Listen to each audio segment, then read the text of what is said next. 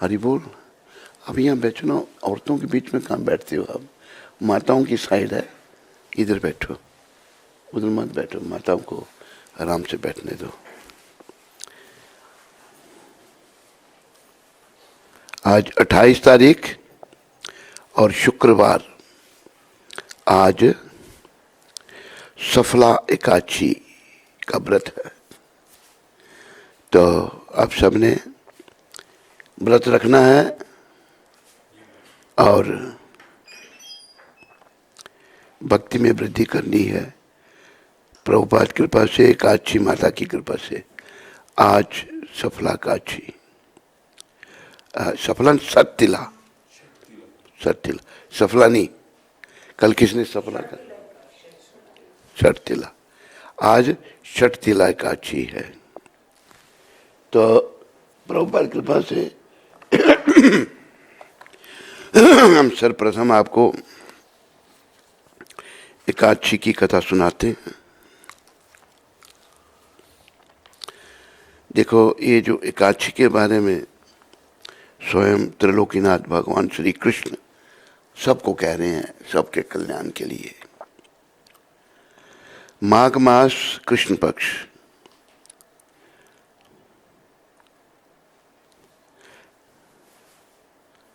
सततिला एकादशी।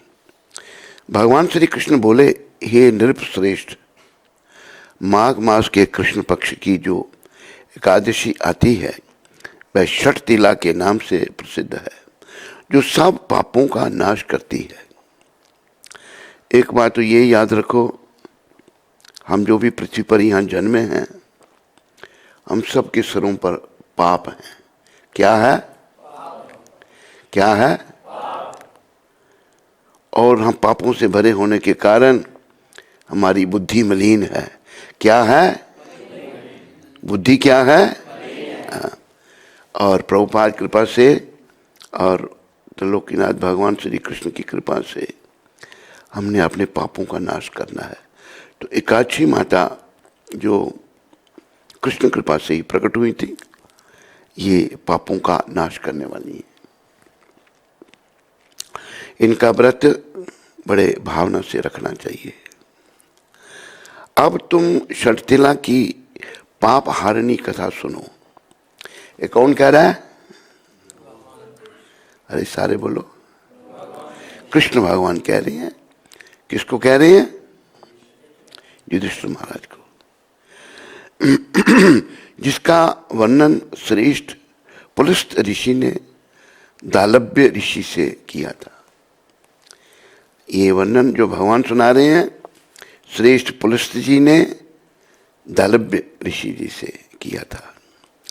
दालभ्य ऋषि ने पूछा, ब्राह्मण, मृत्युलोक में जन्मे मनुष्य प्राय अनेक पाप कर्म करते रहते हैं। देखो, ऋषि मुनि कैसे होते हैं? वो बेचारे दूसरों का सोचते हैं, वो तो सब मुक्त पुरुष हैं। हम सब जो हैं बद्ध जीव हैं, मुक्त जीव और बद्ध जीव बंधन में पड़े हुए।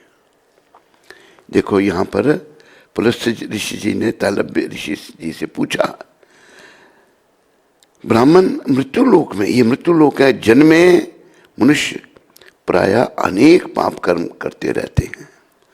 देखो, ये मृत्युलोक है, जो जन्मा उसको मरना है। लेकिन ये मृत्युलोक ही एक लोक नहीं है, अनेकों लोक हैं, अनेकों ब्रह्मांड हैं। एक लोक ऐसा भी है जहां मृत्यु नहीं होती। कौन सा लोक है वो? गौलोक। और वैकुंठ लोक भी सारे जो हैं, वहां भी मृत्यु नहीं है। जो वैकुंठ लोकों में जाता है वो सदा वहां रहता है। वहां जन्म मृत्यु जरा व्याधि कुछ नहीं है वहां पर। और इस जीवन का यही उद्देश्य है, चाहे पुरुष का चोला चाहे स्त्री का चोला। तो प्राय धन की चोरी, ये दालभ्य ऋषि जी ने, पुलस्त ऋषि जी ने दालभ्य ऋषि जी से पूछा। तो दालभ्य जी महाराज कह रहे हैं, अनेक पाप कर्म करते रहते हैं। क्या? प्राय धन की चोरी तथा दूसरों की उन्नति को देखकर ईर्ष्या करते हैं। ये सब दोष अपने हमने याद रखने हैं। धन की चोरी करेंगे। एक बार एक भक्त आया हमारे पास दिल्ली से, उधमपुर में। उधमपुर प्रभुपाद जी की देन है हमको, उनकी कृपा से वहां पर बड़े बड़े अच्छे लोगों को अनुभव हुए। तो एक दिन मुझे कहता है, वहां खाली आने से हमने पूछा भी नहीं उसको, कहता था मैं दिल्ली में बुक डिस्ट्रीब्यूशन करता था। मैंने अच्छी बात है। कहते फिर पैसे चुराता था बीच में से मैं। क्या? जब चोरी कर ली जो भगवान के पैसों की, तो बस गए काम से हम, जीवन बेकार। तो ये हो रहा है।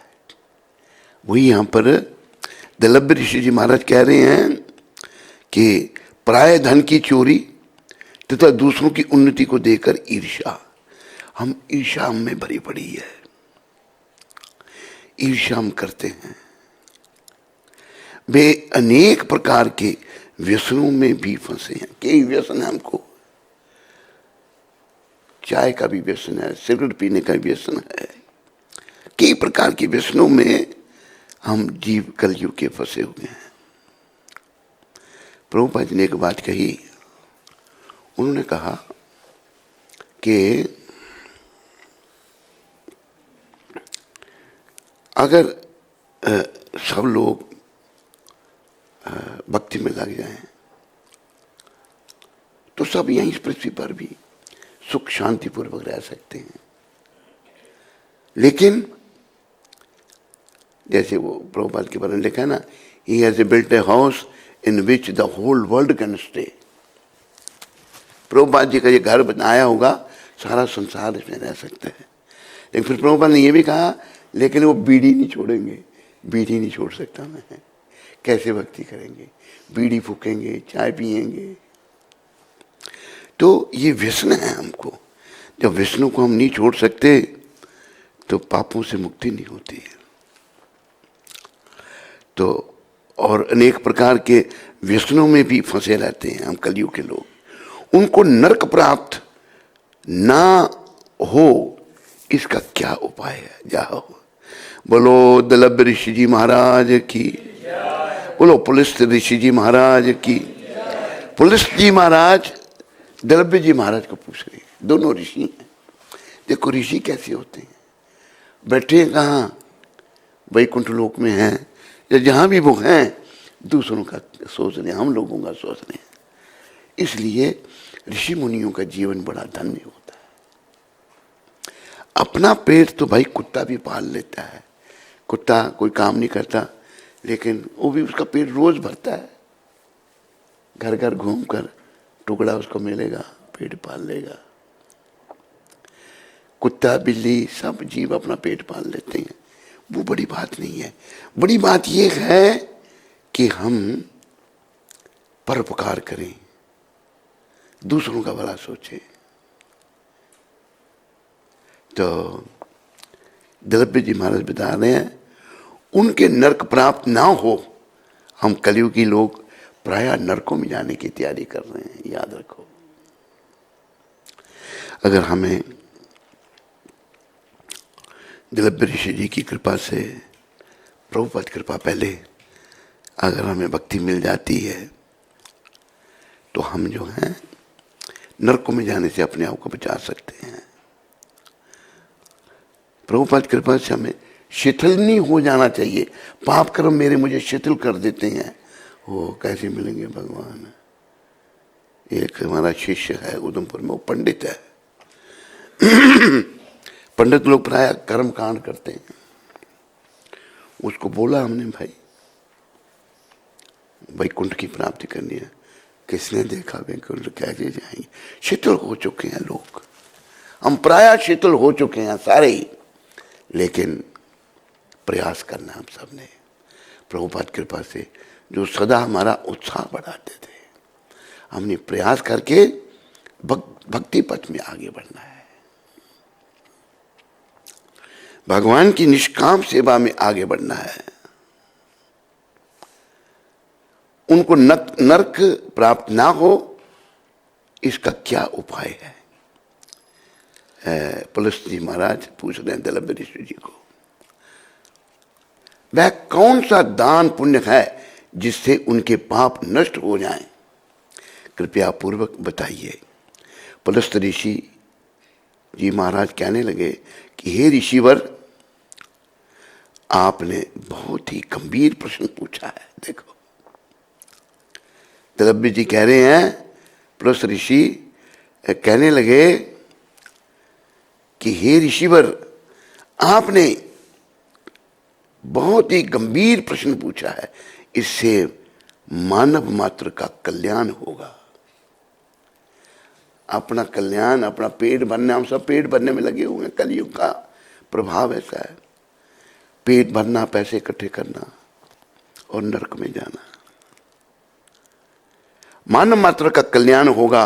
माघ मास में भक्तों के को चाहिए कि वे नहा धोकर पवित्र हो, इंद्रियों को संयम में रखते हुए काम, क्रोध, अहंकार, लोभ और चुगली आदि बुराइयों को त्याग दें। रोज नहीं त्याग सकते, पर एक दिन अभ्यास करेंगे तो एकाची मां की कृपा से, छठ तिलक एकादशी की कृपा से हम रोज भी चुगली आदि बुराइयों से मुक्त होंगे। चुगली आदि बुराइयों को त्याग दे। भगवान विष्णु का स्मरण करके जल से पैर धोकर भूमि पर पड़े हुए गोबर का संग्रह करे, उसमें तिल और कपास मिलाकर 108 पिंडिकाएं, कंडे, उपले बनाए। 108 उन पिंडिकाओं में 108 बार हवन करना चाहिए। फिर माघ में जब अर्धरा या मूल नक्षत्र आए, तब कृष्ण पक्ष की एकादशी करने के लिए नियम ग्रहण करें। भली भांति स्नान आदि नित्य क्रिया से पवित्र हो, शुद्ध भाव से श्री विष्णु जी की पूजा करके व्रत को धारण करे। कोई भूल हो जाने पर श्री कृष्ण का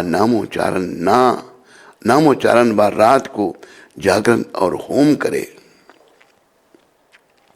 उसके दूसरे दिन धूप दीप नैवेद्य, चंदन, अगरबत्ती, कपूर आदि सामग्री से शंख, चक्र और गदा धारण करने वाले देव देवेश्वर श्री हरि की पूजा करें।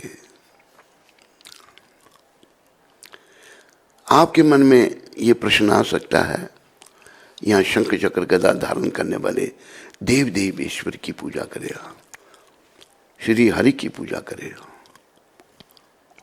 ये शंख चक्र गदा धारण करने वाले भगवान विष्णु हैं।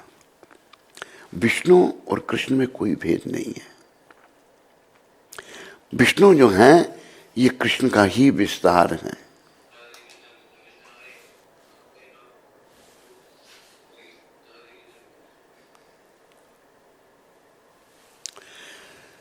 आपको पता है कई विष्णु मूर्ति हैं।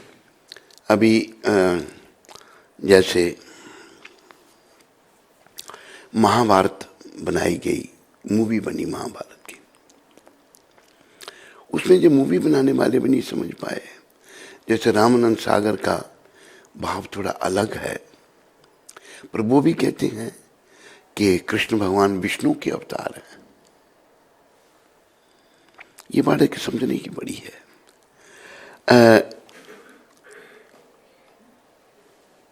भागवत जो सारे ग्रंथों का सार है, उसमें क्या कहा है? भागवत में कहा है, इति चमसा कलापुंसम कृष्णस्तु भगवान स्वयं इंद्रारी व्याकुलम लोकम मृडयंती युगे युगे। भगवान के कला अवतार, अंशावतार, मनमंत्रावतार, शक्तवेशावतार, लेकिन कृष्ण अवतार नहीं है। कृष्ण क्या है? कृष्ण अवतारी हैं। जितने भी अवतार हैं उन सब के कारण कृष्ण है। ये भागवत में भगवान वेद व्यास पहले बता रहे हैं, फिर सुखदेव महाराज बता रहे हैं। कृष्णस्तु भगवान, कृष्ण अवतार नहीं है, अवतारी हैं। ये हमें प्रभुपाद जी ने दिया। प्रभुपाद जी ने बड़ी कृपा कर, शुद्ध भक्त भगवान के। आप देखो प्रभुपाद कृपा से भी थोड़ा मैं बताऊंगा आपको। भगवान के दो प्रकार के विस्तार हैं। एक विस्तार है स्वयं अंश, अपना विस्तार करते हैं भगवान, जैसे नृसिंह, भरा, कुर्मा, बलदेव, ये सब भगवान के स्वयं अंश हैं, उन्हीं के स्वरूप हैं ये। और एक विनिम अंश, विनिम अंश, हम भी भगवान से ही आ रहे हैं। हमारी आत्मा में परमात्मा की है, लेकिन हम जीव संज्ञा में आ जाते हैं, पर हैं हम भी भगवान के। इसलिए तो भगवान हमें बचाने के लिए पृथ्वी पर युग पर्यंत युग अवतार लेते हैं, आते हैं यहाँ पर। कई बार प्रभुपाद जी जैसे महान वैष्णवों को भेज देते हैं। तो याद रखो, और सारे अवतारों का सम्मान करो, सारे देव देवताओं का सम्मान करो, लेकिन भक्ति केवल कृष्ण की करो। अगर आप विष्णु की भक्ति करते हैं, जैसे प्रभुपाद ने कहा, लक्ष्मी नारायण, सीताराम, राधा कृष्ण, अभी कुछ अंतर क्या है? अंतर क्या है? भगवान श्री कृष्ण गौलोक धाम में रहते हैं, और उनके जो बाकी अवतार हैं वो सब अवतार वैकुंठ लोकों में रहते हैं, जितने भी।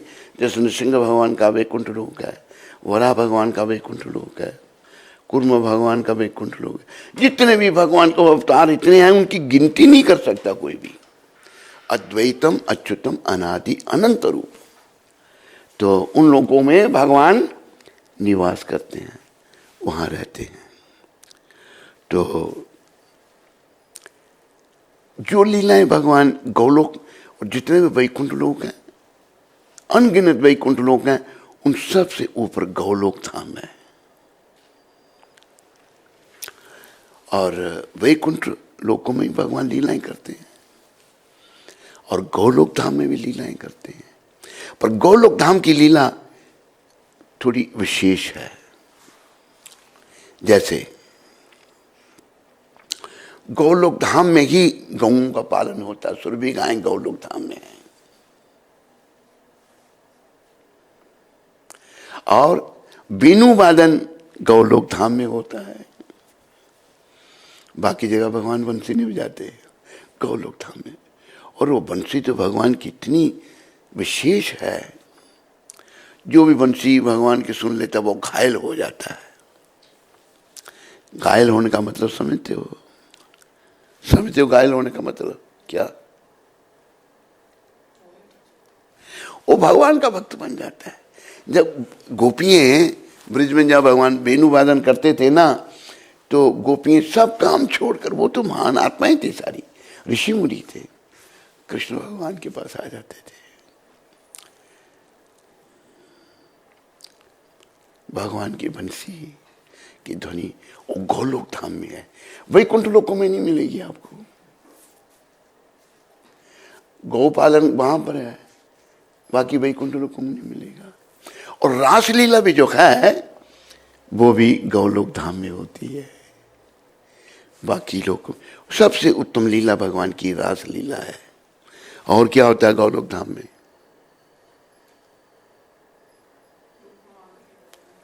हाँ? क्या विशेषता?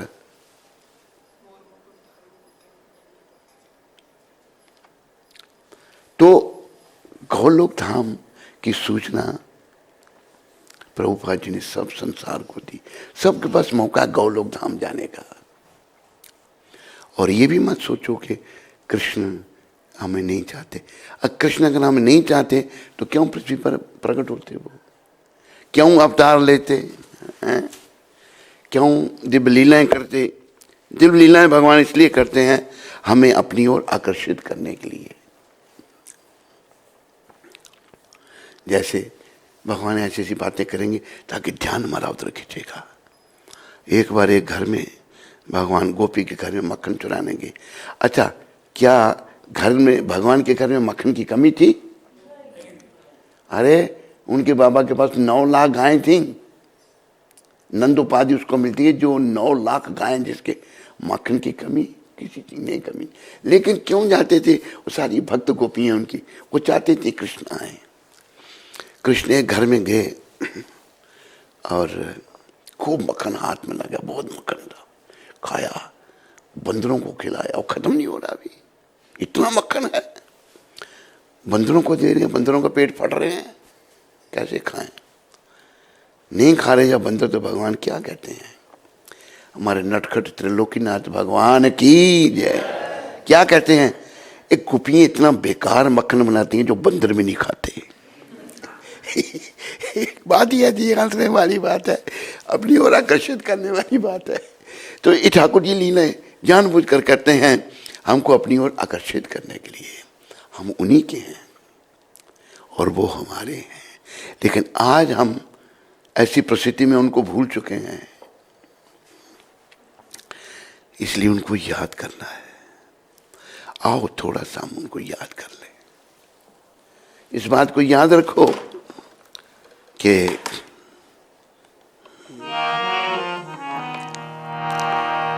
मैं भगवान का हूं और भगवान मेरे। गोविंद मेरो है, गोपाल मेरो है। गोविंद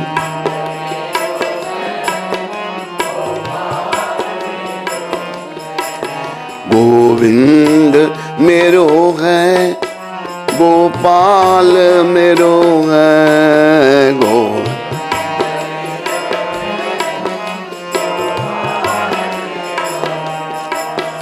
ओ बांके बिहारी नंदलाल मेरो है।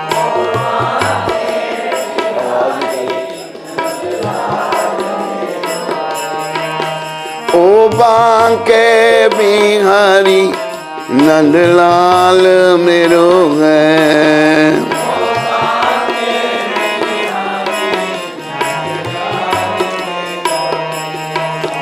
गोविंद मेरो है, गोपाल मेरो है। गोविंद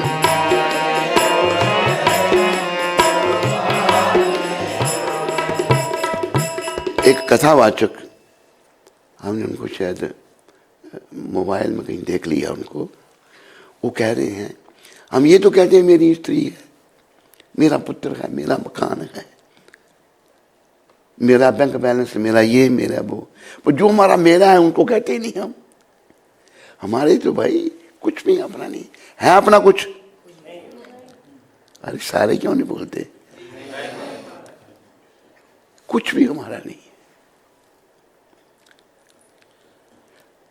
हम तो कहते हैं मेरा मेरा, बीमारी तो लगी हमको ये सबको मेरे मेरे की, लेकिन मेरा तो शरीर भी नहीं है। ये भी शमशान की अमानत है। हम सबका शरीर शमशान में जल जाएगा, लेकिन बीमारी लग गई है ना मेरे मेरे की। इस बीमारी को दूर करना है भाई। प्रभुपाद का सहारा लो और उनसे प्रार्थना करो, प्रभुपाद भक्ति दे दो बस। प्रभुपाद की शरण लो, प्रभुपाद भक्ति के दाता हैं। और ये मत सोचो कि प्रभुपाद अभी नहीं है, अभी हैं प्रभुपाद, और यहाँ प्रकट होने वाले हैं। 1-2 दिन में विग्रह रूप में आ जाएंगे प्रभुपाद। बड़ा विग्रह प्रभुपाद जी का आ जाएगा। सांवला रंग तो नहीं, सांवला ठीक है, सुंदर है,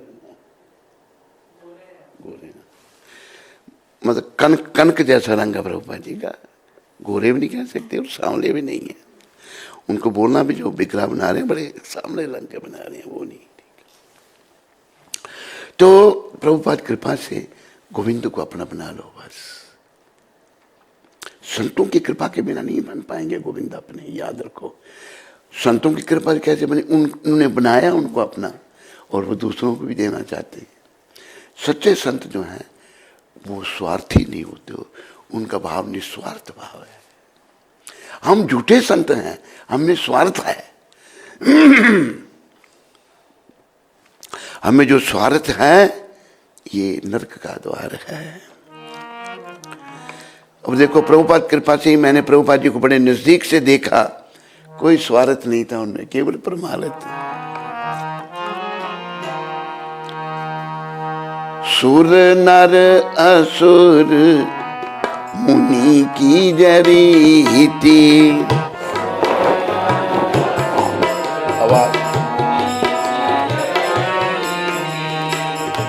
सुर नर असुर मुनि की जरीति,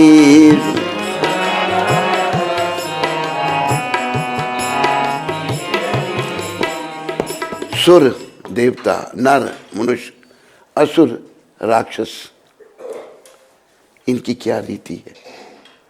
सुर नर असुर मुनि की जय रीति, क्या रीति है इनकी?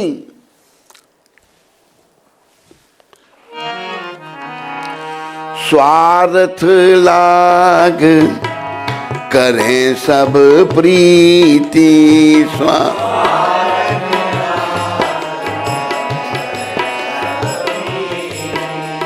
स्वार्थ लाग करें सब प्रीति,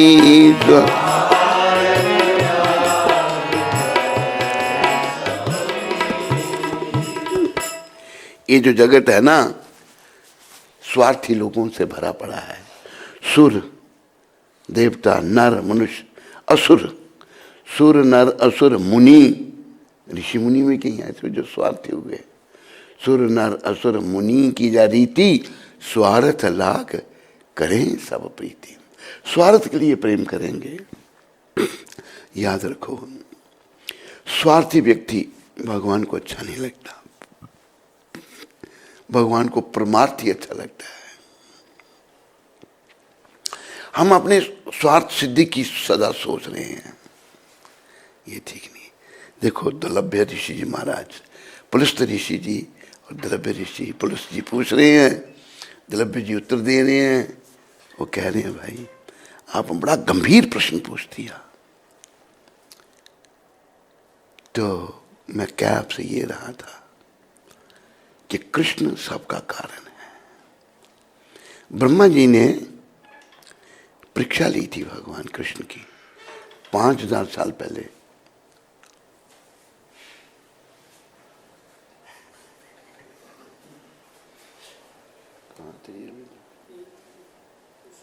समय पे क्यों नहीं आते थे?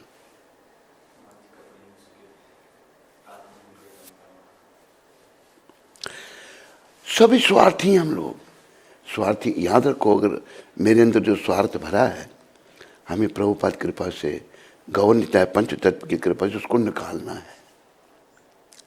हमारे अंदर स्वार्थ है या नहीं है? बहुत स्वार्थ है। आप बोले थे, आवाज नहीं आती है आपके अंदर, तो परमार्थ ही परमार्थ है। हम सब स्वार्थी हैं। जब हम स्वीकार नहीं करेंगे तो निकालेंगे कैसे स्वार्थ को? लेकिन भगवान बहुत दयालु हैं, वो ही हमारे अपने हैं। एकादशी माता की कृपा से ये कथा कृष्ण और युधिष्ठिर जी महाराज में है। भगवान बता रहे हैं कितने दया में है श्री कृष्ण। कृष्ण कितने दयालु हैं, वो हमारे कल्याण का सोच रहे हैं। पर हम इतने पतित हैं कि हम अपना कल्याण चाहते ही नहीं। हमें क्या चाहिए? भौतिक सुख सुविधा चाहिए, धन संपत्ति चाहिए, सुंदर स्त्री चाहिए, बच्चे चाहिए, बस। मुझे याद है प्रभुपाद जी के साथ बम्बई में हम एक बार थे, तो एक बहुत बड़ा सेठ था, सेठ का नाम तो मुझे याद नहीं। प्रभुपाद विजिट कर रहे हैं उसका घर, बहुत बड़ी कोठी। तो अभी सेठ जी दुनिया भर का धन कमाया, अभी सेठ जी के हाथ पांव कांप रहे हैं ऐसे। उनकी पत्नी कहती है प्रभुपाद जी को, देखो इनको ऐसा होता है, बीमारी लगी। अभी जो कर्म हम जीवन में कर रहे हैं ना, वो जीवन के अंत समय में निकलेंगे। पर हमें कर्म, विकर्म और आकर्म, हमें आकर्म करना है। कर्म तो करना है पर फल भगवान को अर्पण करना है। हमें ना बुरा फल चाहिए ना अच्छा फल चाहिए। विकर्म करेंगे तो बुरा फल भोगने के लिए नरक में जाना पड़ेगा, कर्म करेंगे तो उसका फल भोगने के लिए फिर से पृथ्वी पर आना पड़ेगा, और आकर्म करेंगे तो धाम में जाएंगे। हमें सब कुछ भगवान के लिए करना है और दोषों को निकालना है। तो कृष्ण भगवान बहुत दया में है, और प्रभुपाद जी ने कृष्ण पूरी दुनिया को दिए हैं। बहुत सारे लोगों को पता नहीं, प्रभुपाद जी की हर बात का आधार शास्त्र है, और वो इतने कन्विंसिंग थे, इतने वो क्या कहते हैं उच्च कोटि के वैष्णव संत थे कि उनके मुख से जब कृष्ण के बारे में उन लोगों ने सुना जिन्होंने कभी कृष्ण के बारे में सुना ही नहीं था, वो भी कृष्ण भक्त बन गए। ये है चमत्कार। एक बार मैंने प्रभुपाद जी को कहा, मैंने प्रभुपाद जी आपकी दया का कोई अंत है? प्रेरणा हुई मेरे को। मैंने कहा गौर नेता ने तो एक जगाई मदाई का उद्धार किया था, अब कितनी जगाई मदाइयों का उद्धार आपने कर दिया। चुप रहे, कुछ बोले नहीं। ये एक बहुत ही उच्च कोटि के संत हैं भाई, याद रखो इस बात को, मत भूलो, इस बात को मत भूलो। जनरेशन्स आने तक, जितनी भी जनरेशन होंगी, अगर ये हमारी वाणी तो वैसे ये बालक रिकॉर्ड करके रखता हो सुनेंगे, प्रभु बात को नहीं भूलना, उनकी कृपा को नहीं भूलना। वो बहुत दया में है, बहुत दयालु हैं, बहुत कृपालु हैं, दया के सागर हैं, और भक्ति उनकी कृपा से ही मिलेगी हमको। तो कृष्ण भगवान ने प्रभुपाद जी को भेजा, जाओ कलयुग जीवों का उद्धार करो। फिर भी उद्धार करवाना या नहीं करवाना हमारे ऊपर निर्भर है। हमें अपना मन बनाना, मैंने उद्धार करवाना है जन्म में, तो प्रभुपाद कृपा से जरूर होगा। अगर नहीं होगा, इसका मतलब है कि हम करवाना नहीं चाहते। जैसे एक उदाहरण प्रभुपाद जी ने दिया है, घोड़े को तुम पानी तक ले जाओगे तो पानी घोड़े को खुद पीना पड़ेगा या नहीं? You can take the horse to the water but you can not force him to drink the water. घोड़े को पानी पीने के लिए जबरदस्ती तो नहीं कर सकते। इसी प्रकार प्रभुपाद हमको कृष्ण भगवान के पास पानी की तुलना कृष्ण से ले आए हैं। अभी इनको स्वीकार करना या नहीं करना हमारे ऊपर है।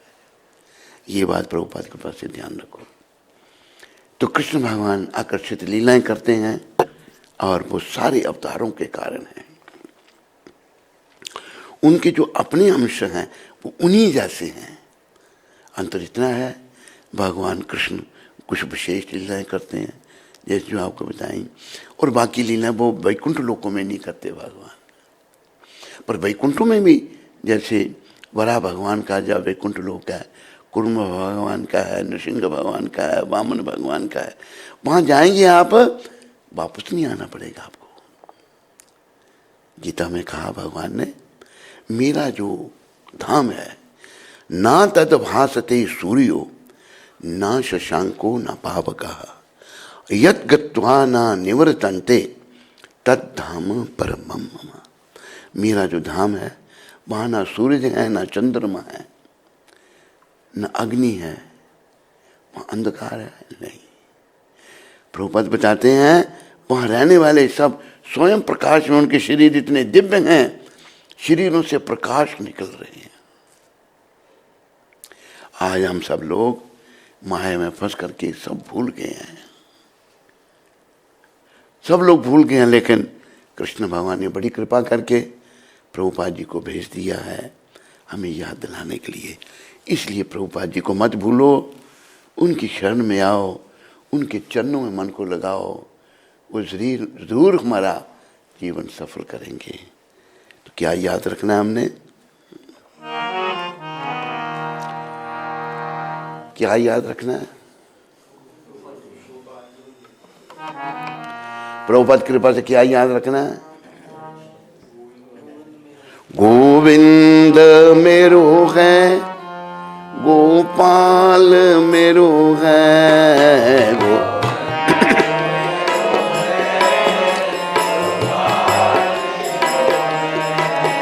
गोविंद मेरो है, गोपाल मेरो है,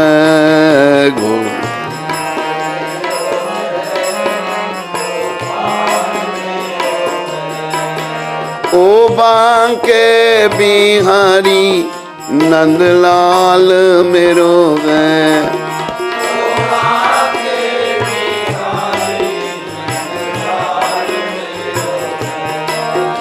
ओ बांके बिहारी नंदलाल मेरो है,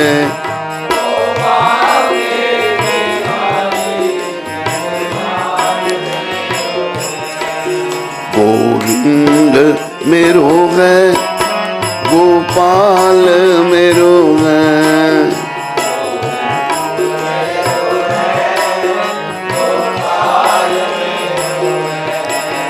गोविंद मेरो है, गोपाल मेरो है,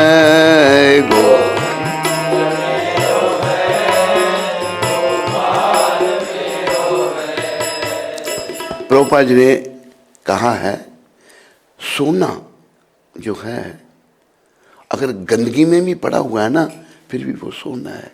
गंदगी सोने को दूषित नहीं कर सकती। कर सकती है? नहीं कर सकती। तो अच्छी बात कहीं भी आपको किसी से भी मिले उसको ग्रहण करो, वो सोना है। प्रभुपाद जी की शिक्षा बड़ी ही दिव्य है, दिव्य। उनको हम भूलते जा रहे हैं, ये हमारा दुर्भाग्य है। हमने प्रभुपाद जी की शिक्षाओं को भूलना नहीं, याद रखना है। तो कृष्ण याद रखो, कृष्ण भगवान सब कारणों के कारण है।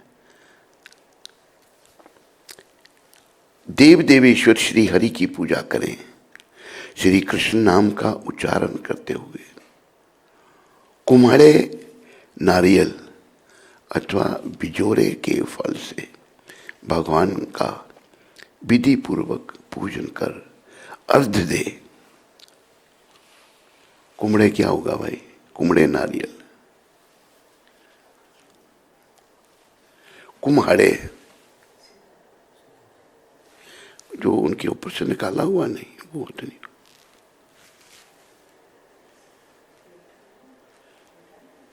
क्या है?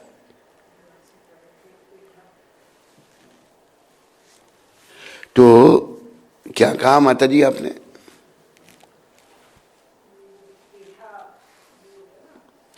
इन नारियल कहाँ लिखा है? उच्चारण करते हुए कुम्हड़े नारियल अथवा बिजोरे के फल से। बिजोरा क्या होगा? भगवान का विधि पूर्वक पूजन कर अर्घ दे और खिचड़ी का भोग लगाए। अन्य सब सामग्रियों के अभाव में 100 सुपारियों के द्वारा भी पूजन और अर्घ किए जा सकते हैं। बाकी सामग्रियां अगर ना हो तो 100 सुपारियों के द्वारा भी पूजन और अर्घ किए जा सकते हैं। अर्घ के मंत्र का भावार्थ इस प्रकार है। ये सच्चिदानंद स्वरूप श्री कृष्ण, आप बहुत ही दयालु हैं। हम आश्रयहीन जीवों के आप आश्रयदाता बने। देखो दुनिया के जो आश्रय है ना, ये सब झूठे हैं। असली आश्रयदाता श्री कृष्ण हैं। हम आश्रयहीन जीवों के आप आश्रयदाता बने। हमें अपने चरणों का आश्रय दीजिए प्रभु, हमें अपने चरणों की शरण दीजिए। जैसे एक बड़ा सुंदर भजन है, एक वैष्णव गा रहे हैं। आया शरण में तेरी घनश्याम मुरली वाले, आया शरण दुनिया की आपदाओं करके कृपा बचा ले, दुनिया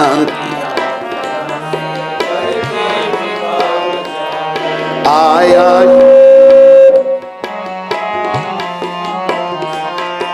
आया शरण में तेरी घनश्याम मुरली वाले,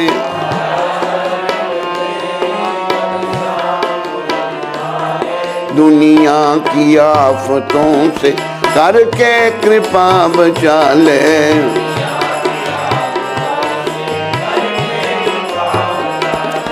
उम्मीद है कि उन पर तेरी नजर न होगी,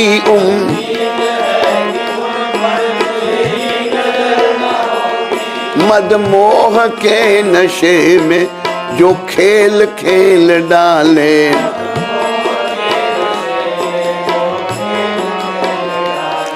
आया शरण में तेरी घनश्याम मुरली वाले, आया दुनिया की आफतों से करके कृपा बचा ले।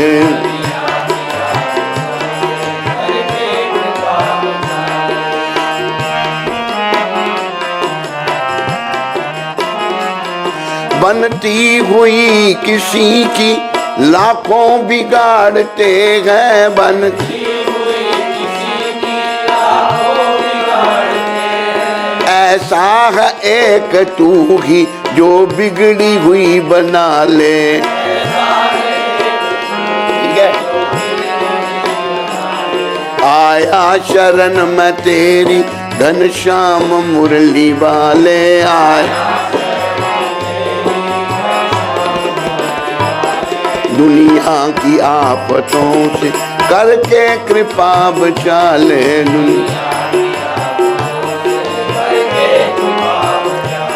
जब अंश मैं तेरा हूँ, जब पुत्र मैं तेरा हूँ, जब अंश मैं तेरा हूँ, जब पुत्र मैं तेरा हूँ, फिर कौन है जो मुझको तेरे सिवा संभाले।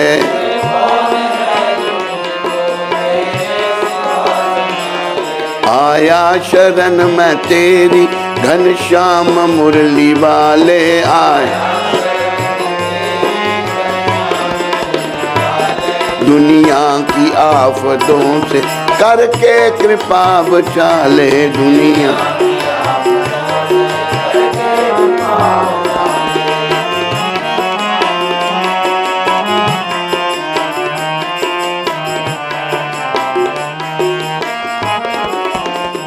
ये मैंने आपको पहले ही बताया था, ये बिंदु गोस्वामी जी महाराज ब्रज के ही थे, ये खुद लिखते भी थे और गाते भी थे। इनके भावों भजनों में बड़ा रस है। जब हम छोटे थे तो एक अच्छे विचारों के व्यक्ति हमको मिले, उन्होंने ये पुस्तक मेरे को दी, कहते बेटा ये पुस्तक भजन गाया करता हूँ। तो बड़ी भाव है इन भजनों में, हिंदी भजनों में। आखिर में वो अपना नाम भजन में कैसे डालते थे, दृग बिंदु के लेने में शायद जे तुझको डर है, दृग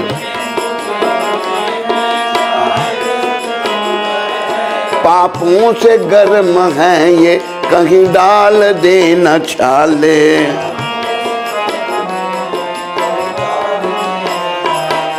पापों से गर्म है ये कहीं डाल देना छाले।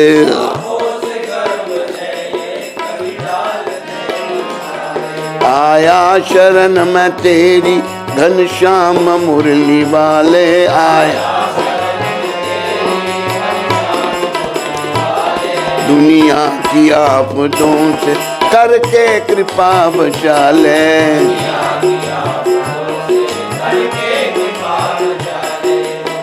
देखो सारे संकटों से बड़ा संकट है जन मन का संकट।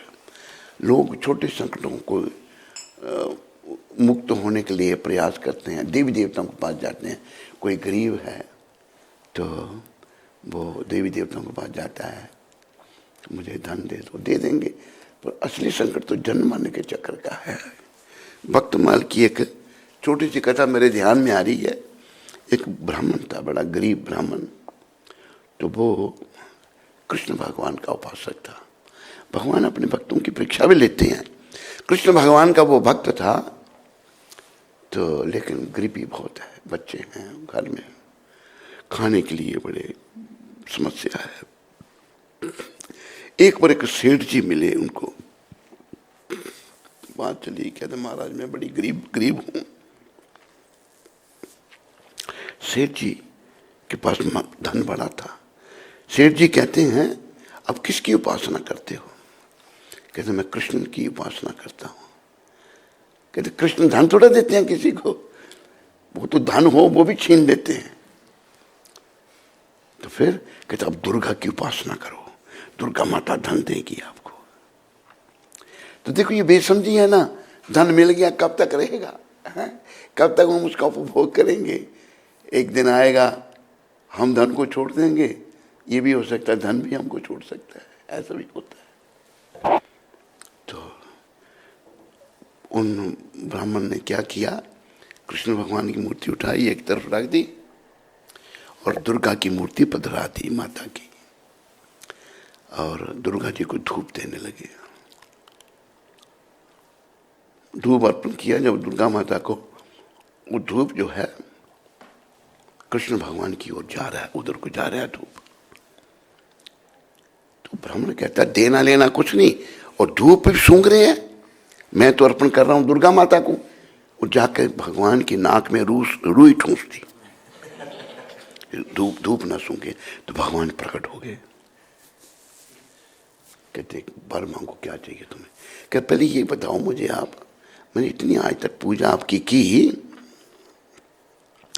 लेकिन मेरी गरीबी ने अपने नहीं हटाई, लेकिन अभी मैं दुर्गा माता को लाया और वो धूप आप सूंघ रहे थे, मैंने आपके नाम के रुई ठूंसी और आप प्रकट हो गए, ये क्या? कहते भाई पहले तुम मुझे जो है ना पत्थर की मूर्ति समझता था, आज तूने ये सोच लिया कि मैं सूंघता भी हूं, इसलिए जो है मैंने तेरे को दर्शन दिए, इसलिए मैंने अपना तेरे को ये रूप दिखाया।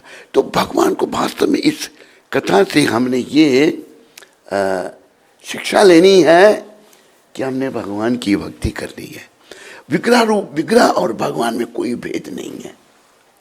तो बिंदु जी महाराज कह रहे हैं, दीर्घ बिंदु के लेने में शाहिद ये तुमको डर है, पापों से गर्म है ये कहीं डाल देना छाले। वो ये नहीं सोच रहे अपने आप को मैं बड़ा महान भक्त हूँ, कहते हैं मैं बड़े पापी हूँ और मेरे जो आंसू निकल रहे हैं प्रभु, बिंदु कहते हैं आंखों से आंसू, के वो गर्म हैं बड़े, आप उनको स्वीकार नहीं कर रहे हैं। ऐसा ना हो कि आपके हाथों में छाले पड़ जाएं गर्म बिंदु लेने से, गर्म आंसू लेने से। तो याद रखो, हमको कष्टों से उभारने वाले श्री कृष्ण हैं और कोई नहीं है, मुरली वाले भगवान हैं। दुनिया की आफतों से करके कृपा बचा ले, उम्मीद है कि उन पर तेरी नजर ना होगी। सोच रहे हैं ऐसे भक्त, मदमोह के नशे में जो खेल खेल डाले, मोह माया में मदमोह के नशे में हमने जो कई उल्टे सीधे काम कर दिए। भक्त बिंदु जी ये सोच रहे हैं कि आपकी नजर उन पर नहीं होगी प्रभु। बनती हुई किसी की लाखों बिगाड़ते हैं, संसार में कुछ आप करो, दूसरा आएगा रेख में मेख मार देगा, उसको काम को बिगाड़ देगा। ऐसा एक तू ही जो बिगड़ी हुई बना ले। भगवान आप ही एक ऐसे हैं जो बिगड़ी हुई बनाने वाले हैं। जब अंश मैं तेरा हूं, जब पुत्र मैं तेरा हूं, फिर कौन है जो मुझको तेरे से भाव संभाले। ये हमने समझना हम भगवान के हैं। क्या है? भूल जाते हैं हम इसको या नहीं? बोलो। अगर हम इसको याद रखेंगे फिर मैं भगवान के लिए सब कुछ करूंगा। आज मैं इधर उधर जो भटक रहा हूं, मैंने अभी नहीं समझा कि मैं भगवान का हूं और भगवान मेरे हैं। हमें ऐसा बनना पड़ेगा प्रभुपाद कृपा से। हम भगवान के हैं, हम कृष्ण के हैं और कृष्ण हम सब के हैं। और संसार के जो है ना, जिनसे हमको इतना प्रेम है, ये जितने रिश्ते नाते हैं बस मरघट तक ही जाते हैं। फिर हंस अकेला करता कूच बेचारा, दुनिया में कौन तुम्हारा, दुनिया में कौन हमारा। हमारा कोई नहीं इस दुनिया में। लेकिन अज्ञानता मतलब पोल्यूशन, गंदगी इतनी आ चुकी है, हम समझ रहे हैं संसार के लोगों को अपना। इसको प्रभुपाद कृपा से निकालो। तो कह रहे हैं मैं अगर आपका अंश हूँ, पर हम अब समझते नहीं ना, मैं तो ही समझता मैं संसार का हूँ, मैं परिवार का हूँ। पर हम ना संसार के हैं, ना परिवार के हैं, ना ये शरीर हैं। हम तो गोविंद के हैं, हम गोविंद के अंश हैं, हम जीवात्मा हैं। जब पुत्र मैं तेरा हूं, फिर कौन है जो मुझको तेरे सेवा संभाले। प्रभु मैं आपका अंश हूं, आपका पुत्र हूं, आपके सिवा मुझे और कौन संभालेगा। तो भगवान की शरण में आओ और जीवन को सफल बनाओ, यही जीवन का उद्देश्य है। भगवान का विधि पूर्वक पूजन कर अर्घ दें और खिचड़ी का भोग लगाएं। अन्य सब सामग्रियों के अभाव में 100 सुपारियों के द्वारा भी पूजन और अर्घ किए जा सकते हैं। अर्घ के मंत्र का भावार्थ इस प्रकार है। हे सच्चिदानंद स्वरूप श्री कृष्ण, आप बहुत ही दयालु हैं, हम आश्रयहीन। याद रखो, आज की एकादशी कथा से संसार के सारे आश्रय झूठे हैं।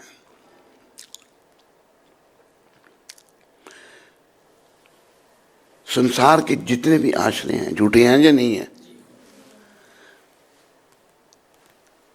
हमारे पिता, हमारी माता, हमारा ताऊ, हमारा चाचा, हमारी पत्नी, हमारा पति, हमारी बेटी, हमारा बेटा, ये आज की कथा में ये कहा जा रहा है, हम आश्रयहीन जीवों के आप आश्रय दाता बने।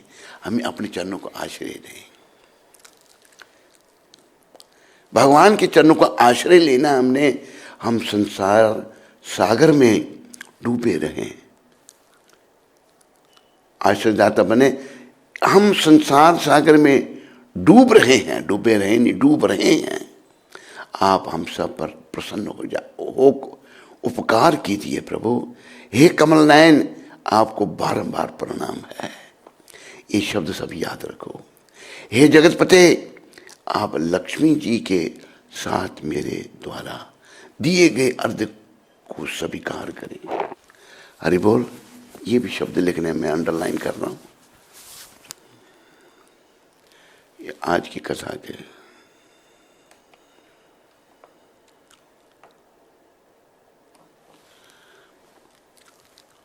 अर्घ स्वीकार करें। इसके बाद ब्राह्मण की पूजा करें, उसे जल का घड़ा कुंभ दान करें, साथ ही छाता, जूता और वस्त्र भी दें। दान करते समय ऐसा कहें कि इस दान से भगवान श्री कृष्ण मुझ पर प्रसन्न हो।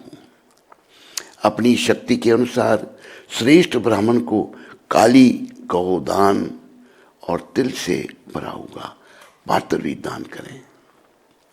उन तिलों के बोने पर उनसे जितनी शाखाएं पैदा हो सकती हैं, उतने ही हजारों वर्षों तक वह स्वर्गलोक में वास करता है।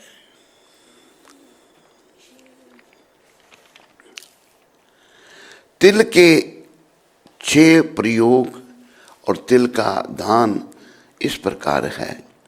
तिल से स्नान करे, तिल का उपटन लगाए, तीसरा तिल से हवन करे, चौथा तिल मिला हुआ जल पिए, पांचवा तिल का दान करें और 6 तिल को भोजन के काम में ले आए। ये 6 प्रकार के, इस प्रकार 6 कामों में तिल का उपयोग करने से यह एकादशी छठ तिला कहलाती है। इस प्रकार तिल दान अनेक प्रकार के पापों का विनाश करने में सहायक होते हैं। याद रखो, तिल जो है ना, ये भगवान के शरीर से उत्पन्न हुए हैं। जैसे आंवला भगवान की थूक है, कितना गुणकारी। आंवले का भी पेड़ पूजा जाता है और तिल भी बड़ा गुणकारी बताए हैं।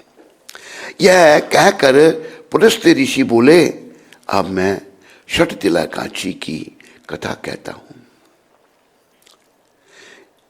एक समय ऐसा ही प्रश्न नारद जी ने भगवान विष्णु से किया था। भगवान ने षटतिला काची का जो महात्म नारद जी से कहा था, वह मैं अब तुमसे कहता हूं, सुनो। प्राचीन काल में मृत्युलोक में एक ब्राह्मणी रहती थी। वह सदैव व्रत उपवास करती रहती थी। इससे उसका शरीर अत्यंत दुर्बल हो गया था। यद्यपि वह धर्म वृत्ति वाली थी, तथापि उसने कभी देवताओं या ब्राह्मणों के निमित्त अन्न या धन का दान नहीं किया था। यह जानकर प्रभु के मन में विचार आया कि ब्राह्मणी ने व्रत आदि से अपना शरीर तो शुद्ध कर लिया है और इसे विष्णु लोक भी मिल जाएगा, परंतु इससे अन्नदान नहीं हुआ है। अन्नदान के बिना प्राणी की तृप्ति होना कठिन है। उसको तृप्ति नहीं मिल पाएगी। ऐसा सोचकर उसके उद्धार के लिए भगवान स्वयं एक भिखारी बनकर मृत्युलोक में उस ब्राह्मणी के पास गए और उससे भिक्षा मांगी। वह ब्राह्मणी बोली कि महाराज, आप यहाँ किस लिए आए हैं? भगवान बोले, मुझे भिक्षा चाहिए। इस प्रकार उसने एक मिट्टी का डेला भिक्षा पात्र में डाल दिया। वही लेकर भगवान स्वर्ग में लौट आए। कुछ समय पश्चात इस ब्राह्मणी ने शरीर त्यागा, स्वर्ग में आ गई। मिट्टी का दान करने से ब्राह्मणी को स्वर्ग में सुंदर महल मिला, परंतु उसका घर अन्न आदि सामग्रियों से शून्य रहा। वह ब्राह्मणी घबराकर भगवान के पास आई और कहने लगी कि भगवान, मैंने अनेकों व्रत आदि से आपकी पूजा की, परंतु फिर भी मेरे घर में अन्न आदि नहीं है। इसका क्या कारण है? भगवान ने कहा, तुम अपने घर जाओ, वहां देव स्त्रियां तुम्हें देखने के लिए आएंगी। तुम उनसे षटतिला काची का पुण्य और विधि सुन लेना, तब अपने घर के द्वार खोलना।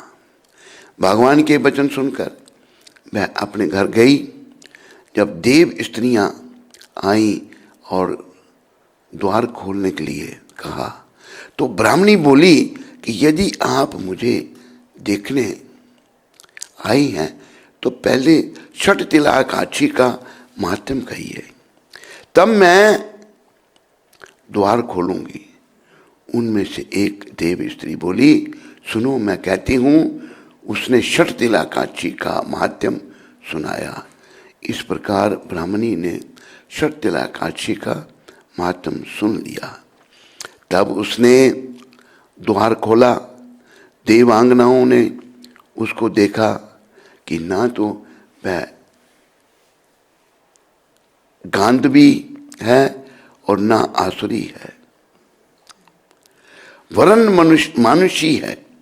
इसके बाद उस ब्राह्मणी ने देवताओं की स्त्रियों के कहने पर षटतिला काची का व्रत किया।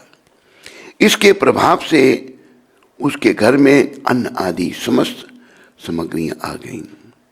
हे युधिष्ठिर, जो व्यक्ति त्याग और तपस्या के साथ अन्नदान द्वारा षटतिला काची का व्रत करता है,